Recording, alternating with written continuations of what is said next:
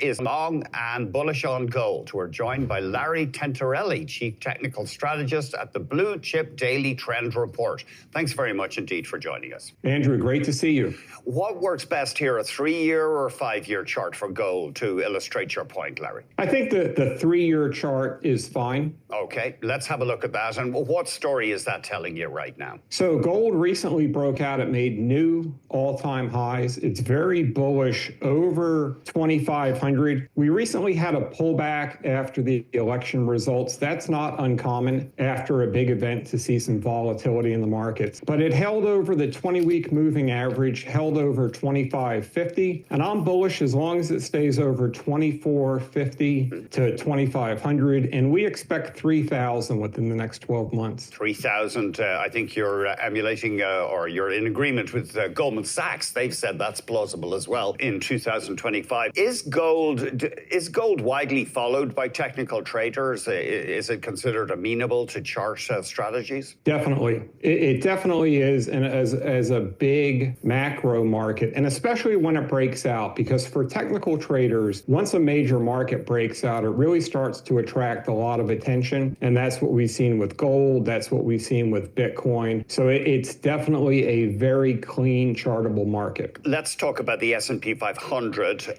You have a target of 6,100 for the S&P. It's still a bit below that right now. Sorry, what time frame would you see it hitting 6,100 in? I'm expecting 6,100 by the end of the year. Mm-hmm. So when I was on in April, the S&P was about 5,200. And at that time, my price target was 5,700 for the year. So we've gotten past that, which is good. But I think after we get through this consolidation right now, we're in a seasonally very strong period of the year for the S&P. The weekly uptrend is intact.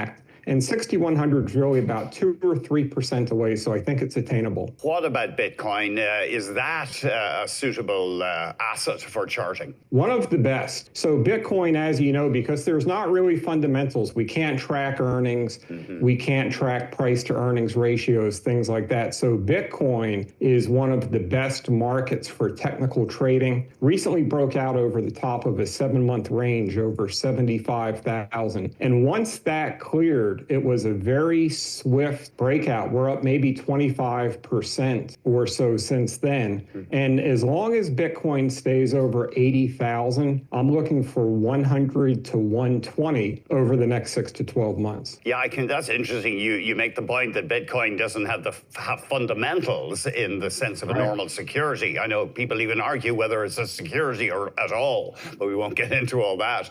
I can see where charting might be one of the few tools that people could use there. That's really all there is, because there's really nothing else to measure it against. You have some stock ideas for us. Enbridge, that stock has been bouncing back lately. What attracts you to Enbridge, Larry? So we focus on strong stocks in strong sectors. About 90% of what we do is based on the technicals and the chart trends. So if we're looking for strong stocks in a strong sector, Enbridge is one of my favorite, Canada's largest market cap diversified energy company. So Enbridge is breaking out right now to 2-year highs on the chart. It's a few percent below all-time highs, so it's a very bullish trend. And the energy sector itself is very bullish. So energy, the XLE ETF, is about 2% off the all-time highs as well. And keep in mind, Enbridge is breaking out, the energy sector is breaking out, but crude oil is about 25% lower over the past 13 months. So you've got these stocks that are breaking out, even with crude oil being weak. If crude oil turns up, that could give some extra momentum to the upside here. Yeah, I'm just looking at the 5-year for the XLE, trades in New York, the Energy Select Spider Fund, and it certainly has been moving up.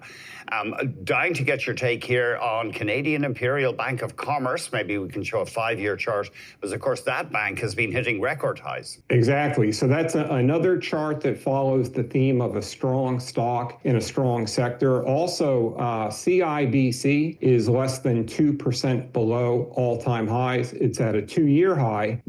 As we speak, the financial sector ETF XLF is making new all-time highs. Oh. So you've got a bullish financial sector, you've got a bullish chart with CIBC, and the stock trades for for 12 times forward earnings with a 4% dividend yield. So it's got good fundamentals, fair valuation, and a very strong chart. It is interesting. At this stage, why are investors so keen on lenders' stocks, on banking stocks, do you think? I think it's because of the interest rate cutting cycle that we've got. So the Bank of Canada has been cutting, the Fed is cutting, the ECB is cutting. So you've got lending rates coming down, across the globe. And since that started, we've seen the financial sector really start to break out and lead. And finally, you have an idea for us here. Tesla. Let's have a look at a 5-year chart. That stock's still down from its record highs of more than a year ago, but you think it looks promising? I think it looks very promising. So Tesla is a very high upside potential growth stock. And what I look at here, Tesla is not just the EV business. They have a very big AI infrastructure. They have an energy storage business. They're working on autonomous vehicles, robotics. So really, if they hit with any one of these big themes they're working on, it should work. But the key thing here is the technicals. So Tesla recently broke out on the weekly chart over $300. That $300 level was a very key weekly resistance level. Once we get above that, and right now we're trading in the 350 neighborhood or so, if Tesla clears 360 on a weekly closing basis, it should bring 400 into target within the next 3 to 6 months. So I'm bullish on that chart as long as it stays over $300. Finally,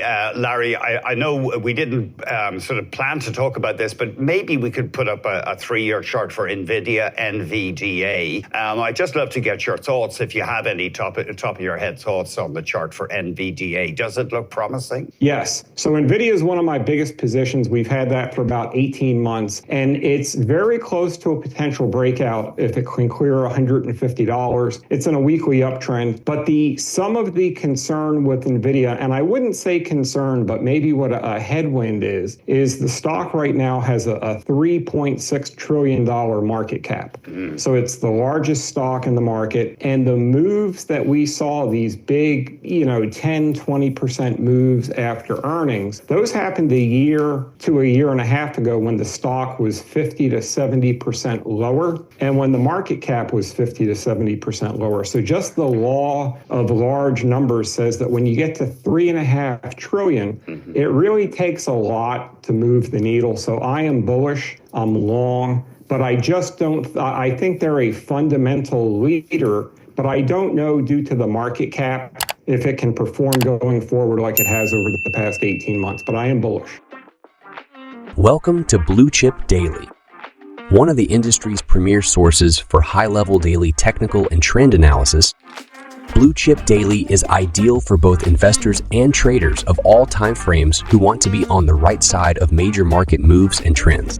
We focus on over 750 large cap stocks, all major stock indices, over 70 exchange-traded funds, bonds, oil, gold, and Bitcoin.